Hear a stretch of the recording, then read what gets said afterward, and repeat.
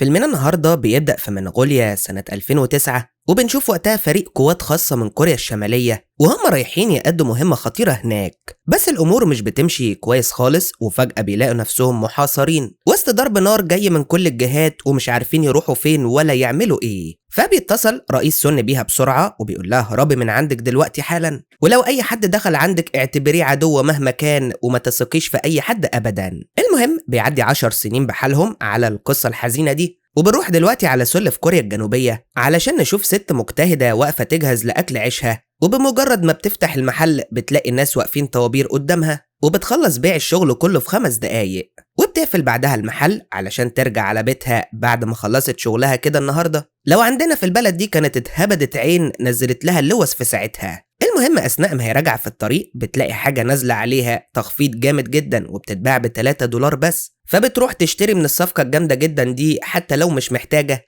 دي عروض يا جدعان، هو حد يسيب عروض برضه؟ ولما بترجع للبيت بتلاقي جوزها شاري صندوق حاجة ساقعة على أمل إنه يدخل السحب ويكسب غسالة، لأن بتاعتهم قربت تدخل هيئة الآثار خلاص، لدرجة إنهم عاوزين يكشفوا عليها علشان يعرفوا هي شغالة إزاي لحد دلوقتي. المهم ان الراجل الغلبان ده نفسه يكسب من زمان جدا، بس تقريبا المكسب مش بيحبه خالص، ومراته بتقوله سيبك بقى من موضوع الحظ ده لانك استهلكت حظك الحلو كله لما اتعرفت عليا، واهتم احسن بالمشروع بتاعك علشان ربنا يكرمنا. المهم بعد شوية كده بيجي لهم زبون عاوز يصلح التليفون بتاعه، فبيقوم جونج يساعده، وبتقعد هي تشرب بيبسي مع نفسها، بس فجأة بتبدأ تتشقلب من الفرحة علشان كسبوا أخيرا، والمرة دي كمان المكسب مش غسالة، لا دي رحلة لهاواي. بس بعد الاحتفال والشقلبة دي بتقرر إنها مش هتروح أصلا، لأن ميزانيتهم ما تستحملش يقفلوا محلات أكل عيشهم أسبوع على بعضه، والأحسن إنها تبيع الغطا الكسبان دي على أي موقع ولا حاجة وتشتري بالفلوس بتاعته الغسالة اللي بيحلموا بيها. المهم لما بنتهم بترجع من المدرسة بعد شوية بتبقى متضايقة جدا وبتشتم العيشة اللي عايشينها، وفي نفس الوقت بيجي لأمها شكوى إنها مسكت زميلها بوظت وشه، فبتروح تقول لها اعترفي بالأدب عملتي كده ليه بدل ما خليكي تعترفي بالعافية. وقتها بس بتعرف ناري إن وش البراءة ده مش هياكل مع ست الحبايب، فبتقول لها أنا ماليش ذنب، هو اللي غلطان وقعد يضايق فيا ويقول لي أنت شبه مصارعين السومو مش لاعبات الباليه. وبصراحة كده بقى أنا عاوز ألعب تايكوندو ولا سومو ولا أي حاجة بدل اللعبة الهايفة اللي ما بحبهاش دي. وبصراحة برضو العيال كلهم بيتنمروا عليا وبيقولوا لي يا بنت بتاعت الفطير، وكلهم أغنياء وبيطلعوا رحلات ومعاهم تليفون ما عدا أنا. فبتزعل كيم جدا انها مقصره مع بنتها جامد كده وهي فاكره انها ام كويسه، وبتقرر خلاص انهم هيطلعوا الرحله دي بقى وخلاص علشان خاطرها، ويبقوا يحاولوا يصلحوا الغساله لما يرجعوا من السفر ان شاء الله. تاني يوم على طول بيروحوا يتصوروا للباسبورتات وبيحجزوا تذاكر الطيران بعد اسبوع من دلوقتي، وبتفضل كيم تشتغل لحد اخر ساعه قبل السفر علشان توفر اكتر مبلغ ممكن من الفلوس. وفي مكان تاني من العالم بيبقى زعيم العصابه مجمع رجالته علشان يقبضوا على سون اللي هربانه منهم بقالها 10 سنين، واخيرا ظهرت في المدينه وحجزت في الرحله اللي رايحه على هاواي، وبيوصيهم انه عاوز الموضوع ده يخلص في هدوء تام، وطبعا هو عاوزها صاحيه مش ميته، ولزياده الاحتياط ما يتكلموش غير بالصيني لحد ما المهمه تخلص. فبيجي واحد يقول له والله هو كلام جميل وكل حاجه، بس انا ما بعرفش اتكلم صيني اصلا ولا بفهمه. فبيقول له خلاص يا حماده اقفل بقك وما تنطقش بولا كلمه لحد ما تخلصوا خالص. بنرجع بقى لاسرتنا الجميله اللي ما رضوش يركبوا تاكسي علشان يوفروا، وخدوا اتوبيس الشعب لحد المطار، وده طبعا خلاهم متاخرين جدا وعمالين يلفوا حوالين نفسهم علشان يلحقوا يركبوا في الطياره قبل ما تمشي وتسيبهم. بس الحمد لله يعني بتتستر وبيلحقوها، وكمان حظهم بيطلع حلو وبيلاقوا ترقيه لاتنين من الكراسي بتاعتهم هديه من الشركه. فبيقول لهم جونج خلاص روح انتوا على طبقه البيزنس دي وانا هركب في الاقتصادي زي ما انا، بس المهم خلي بالكم من بعض. ناري وقتها بتبقى فرحانه جدا بالتجربه دي وبتفضل تتفرج على الغيوم والسما، ولما بيجي السيرفيس يسالها عاوزين ياكلوا ايه كيم بتقول له لا شكرا انا مش جعانه علشان توفر، بس ناري بتطلب منه اكل لانها جعانه. فما بتقعد تقول لها يا ريتني جبتلك معاه شويه قرص بالعجوه كده ولا حاجه، وبعدين صحيح يا اخويا هي بكام الوجبه اللي بنتي طلبتها دي؟ فبيقول لها لا يا فندم دي مجانيه تماما مش هتدفعي فيها اي فلوس. فبتقول له طب خلاص هاتلي زيها بقى. في نفس الوقت ده بيبقى افراد العصابه عمالين يلفوا في الطياره ويبصوا في وشوش الناس بشكل غريب علشان يعرفوا سن قاعده فين بالظبط، بس هي اصلا كانت مستخبيه في الحمام دلوقتي. المهم بنروح دلوقتي لجونج اللي بيبقى قاعد زهقان ومش لاقي حاجه يعملها، فبيقعد يتكلم مع الراجل اللي جنبه وبيعرف انه مسافر علشان يشوف بنته وحفيدته، لانهم بعاد عن بعض بقالهم كتير، وزي ما انتوا عارفين كده يعني طعم البعاد صبار. بس بعد 5 دقايق بالظبط الراجل بيندم على اليوم اللي فتح معاه كلام فيه، وبيبقى نفسه ينط من شباك الطياره بسبب الازعاج اللي جونج عامله. المهم في الوقت ده بتبقى كيم فرحانه بالبندق المجاني اللي عمال يجيلها ده، وبتفضل تاكل لحد ما بطنها بتوجعها، ولازم طبعا كده تلبي نداء الطبيعه دلوقتي حالا. بس للاسف الحمام مش فاضي لان سن مستخبيه جوه، فبتقول لها المضيفه ان في حمام تاني عند الكراسي الاقتصاديه تقدر تروح له لو مستعجله. فبتطلع تجري على هناك بسرعه وبتفضل تدور على جوزها لحد ما بتلاقيه قاعد على ودان الراجل، فبتديله شويه بندق هو كمان وبتقول له روح خلي بالك من البت لحد ما اجي. اما العصابه بقى فبتفضل تدور في الطبقه الاقتصاديه كلها رايح جاي، بس مش بيلاقوها خالص، وطبعا ما ينفعش يدخلوا يدوروا عليها في طبقه رجال الاعمال، فبيروحوا يقولوا للزعيم انهم هيستنوا شويه كده ويرجعوا يدوروا عليها تاني. بس هو مش بيوافق وبيقول لهم لا سيبكم من الحوار ده وابدأوا المهمة على طول. وفي اللحظة دي بيبقى الواد اللي ما بيفهمش صيني واقف عند المطبخ والتعليمات بتوصل له باللغة الصينية، فبيقعد يكلم نفسه وبيقول يعني حتى تعليمات المهمة مبعوثة بالصيني، هفهم انا ازاي دلوقتي يعني. بس بالصدفة بيبقى في واحد من طاقم الطيارة واقف في نفس المكان وبيسمعه وهو بيقول مهمة، بس الواد ده بالذات محدش بيصدقه لانه على طول بيفهم غلط وبيدي المواضيع اكبر من حجمها. بس بالرغم من كده بيحاول يبلغ المدير بتاعه باللي سمعه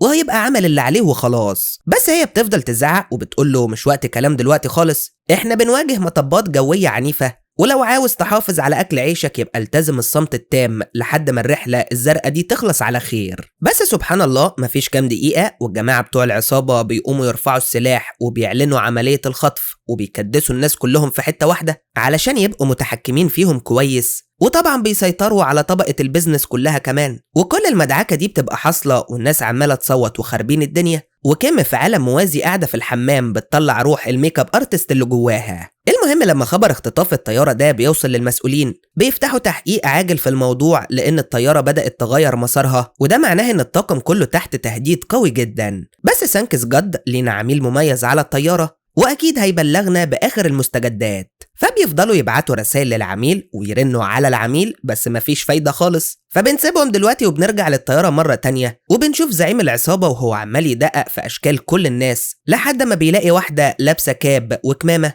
ومتنكره يعني من الاخر علشان محدش يعرفها، فبيعرف على طول ان هي دي الهدف المطلوب وبيروح ناحيتها طوالي. كل ده بقى بيحصل وكيم لسه قاعده جوه، معرفش بصراحه بتعمل ايه كل ده وازاي اساسا مفيش حد خد باله منها لحد دلوقتي. بس المهم انها بتتفضح بشويه فلوس فكه بيقعوا منها على الارض، وواحد من اتباع العصابه بيروح يخبط عليها علشان تخرج وبيهددها بالسلاح. بس بتطلع ست مش سهله ابدا وبتفاجئه بمهاراتها العاليه جدا في القتال. ولما بنرجع بقى للمركز بنكتشف انها كانت ظابطه جامده جدا من 10 سنين، بس بيبقوا مشتبهين فيها ان هي اللي خاطفه الطياره. بنرجع دلوقتي للبت الملثمه اللي العصابه بيبقوا فاكرينها سن طول الوقت ده، بس في الاخر مش بتطلع هي ولا واحده شبهها حتى، دي ممثله مشهوره في كوريا اسمها سيرة، وكانت مخبيه شكلها كده علشان المعجبين ما يقرفوهاش في عيشتها زي ما الواد ده بيعمل دلوقتي كده بالظبط، وبيقول لها انا عاوز اتصور معاك يا ملكه. المهم بتفضل كيم تحاول انها تفوق الراجل اللي قتلته بالغلط ده وبتبقى قربت تعيط من الندم، بس فجاه بتفتكر هويتها القديمه وقد ايه كانت جامده جدا ومفيش منها اتنين. بس اضطرت بقى انها تسيب كل ده وراها وتعمل عمليه تجميل علشان تغير شكلها وهويتها كلها وتقدر تتسلل لكوريا الجنوبيه وتكمل حياتها هناك. المهم في الوقت ده بيبقى جونج وناري قلقانين على كيم جدا لا تكون العصابه قتلتها ولا حاجه، لانها لحد دلوقتي لسه ما ظهرتش بين الركاب خالص. فبيقوم جونج علشان يدور عليها ويشوفها راحت فين، بس لازم بقى يستخدم كل مهارات التخفي بتاعته في العمليه دي علشان لو حد من العصابه شافه هيزعله جامد قوي. بس الحمد لله بتتستر وبيقدر يهرب منهم بعد معاناه،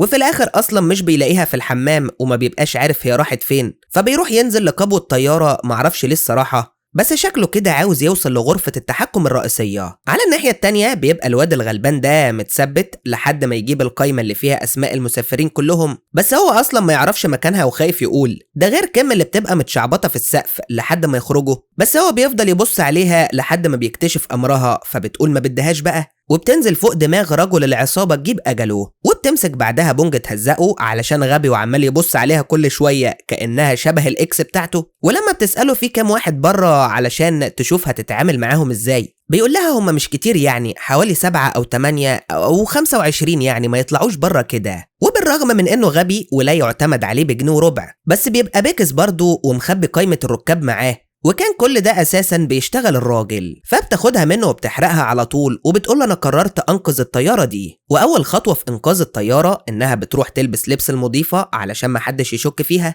فبيقول لها انا لازم انقذ معاكي، ماليش دعوه، انا كان نفسي من زمان ابقى عميل سري، ولو خليتيني اساعدك مش هعمل مشاكل والله، وعلشان اثبت لك كمان انا عارف مكان شويه اسلحه بدائيه كده في قسم الشحن هروح اجيبها. في نفس الوقت ده بيبقى جونج قاعد تحت يخترق نظام الطياره كله، وشكله كده ليه هوية سرية هو كمان وبيشتغلنا من بدري. بس المهم يعني انه في مدة قليلة بيقدر يعرف هوية افراد العصابة دي وقائدهم تشول. بس اثناء ما هو قاعد بيحس ان في حد بيتسحب وراه، بس بيعمل نفسه مش واخد باله لحد ما بيوصل عنده وبيمسكه يضربه ساعتها، وبيقول له خلي بالك انا عميل سري قديم. على الطياره بقى من فوق بتخرج كيم بالعربة عادي جدا كانها مضيفه غلبانه، وبتمسك اول واحد يقابلها في طريقها تعجنه في بعضه وبتسيبه وبتمشي علشان تدخل بقى على اللي بعده. بس بتسقط خالص حوار ان بنتها قاعده في وسط الركاب دي، وطبعا ما ينفعش تشوفها على الهويه العنيفه دي، فبتجري بسرعه تخبي وشها علشان البنت ما تاخدش بالها منها، وبتمسك واحد تاني كده تشقلبه على وشه كانها بتعمل فطير في المحل بتاعها. المهم بنروح دلوقتي على جونج نشوفه وصل لحد فين. ومعلش بقى انا مغلبكم معايا طالعين نازلين، بس الاحداث عاوزه كده. الحقيقه بقى انه ما وصلش لاي حاجه خالص، لانه لما بيبعت المعلومات اللي معاه لرئيسه القديم بيقول له انت عميل متقاعد وما ينفعش تتدخل في الشغل ده، وبيفضلوا الاتنين يتخانقوا مع بعض في ايه اللي ينفع وايه اللي ما ينفعش، وتولع بقى المهمه اللي احنا جايين علشانها. بس المهم يعني ان جونج بيقرر يعمل اللي هو عاوزه في الاخر بلا مدير بلا رئيس قسم، واول حاجه بيعملها انه بيعطل التيار اليدوي وبيغير مسار الطياره. بس العصابه برضه مش عبط يعني، وبيلاحظوا التغيير اللي حصل ده في نفس الثانيه، وبيعرفوا ان في عميل على الطياره بيشتغل ضدهم. لما بتبقى كيم واقفه بقى في حته كده متداريه علشان تكلم يونج وتشوفه اتاخر ليه،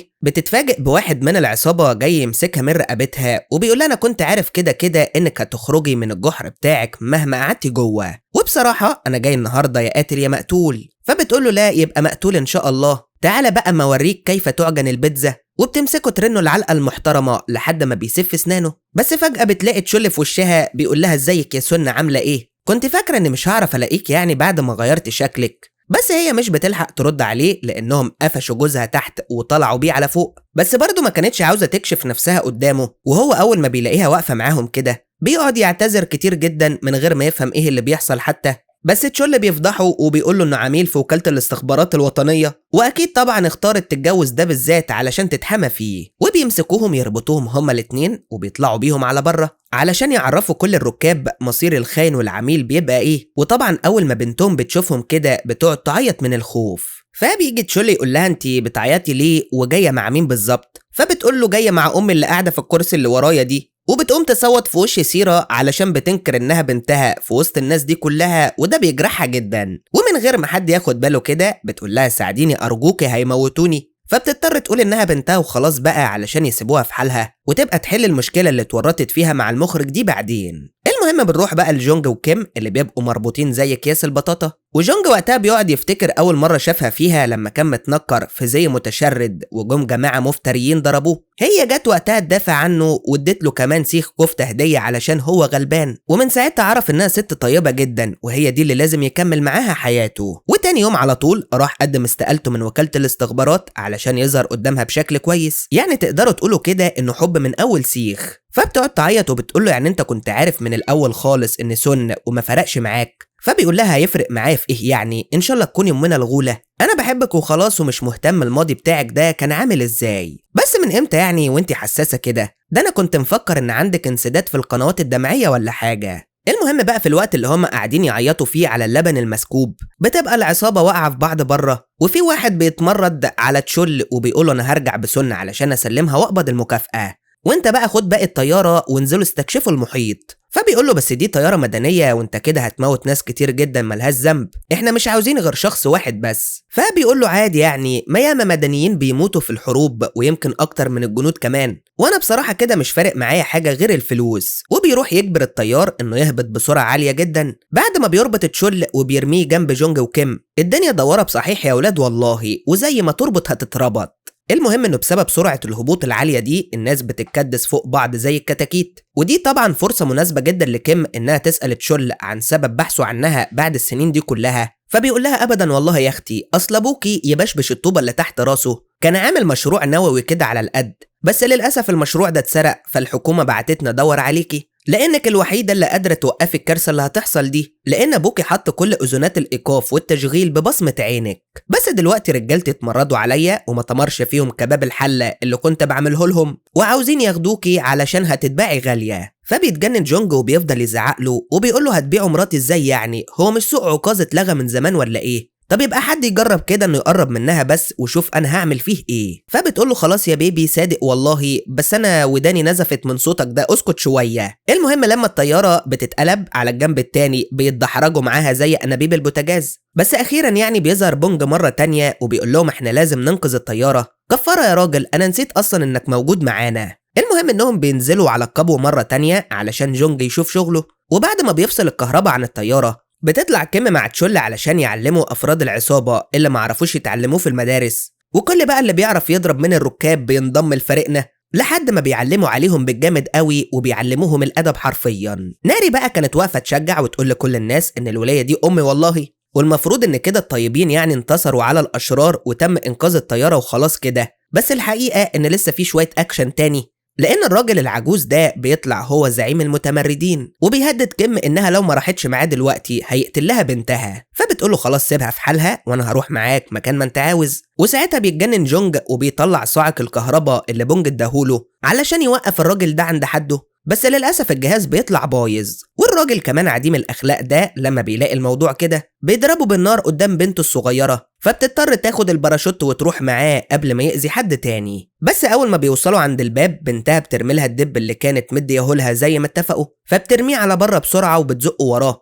وبعدها بمفيش الدب ده بينفجر لأنه كان قنبلة أصلا. وبترجع جري على جونج علشان تشوفه مات ولا عمل ايه، بس بتلاقيه لابس درع واقي، فبتخبطه بالقلم على وشه علشان خضهم عليه وعمل نفسه ميت وهو مش ميت ولا حاجة. وعلى العموم بعد ما تشول بيطمن ان كل حاجة بقت تمام بيروح ياخد باراشوت وبينط من الطيارة علشان ما يتقبضش عليه، وهما بقى بيدخلوا يبستروا باقي العصابة في الكراسي لحد ما يرجعوا تاني مطرح ما جم ويسلموهم للشرطة هناك. بس الناس بتفضل تصيح وبيقولوا للطيارة احنا مش عاوزين نرجع تاني ولازم نكمل في طريقنا لهاواي زي ما احنا. واخيرا بعد معاناة بيوصلوا للجزيرة اللي كانوا هيموتوا بسببها اساسا، وجونج بيقع بلسانه ساعتها قدام كيم وبيقول لها انه بيحوش للرحلة دي بقاله 10 سنين ومفيش ازايز بتكسب ولا اي حاجة من دي. فبتطلع تجري وراه علشان كانوا ممكن يوفروا الفلوس دي كلها ويشتروا الغسالة. ولحد هنا بيخلص الفيلم على كده. لو وصلتوا لحد النهاية ما تنسوش تعملوا لنا لايك للفيديو وتكتبوا لنا كومنت جميل كده زي ما بتعملوا دايما، واللي أول مرة يشوفنا يشترك في القناة علشان يشوف كل الملخصات اللي جاية. سلام.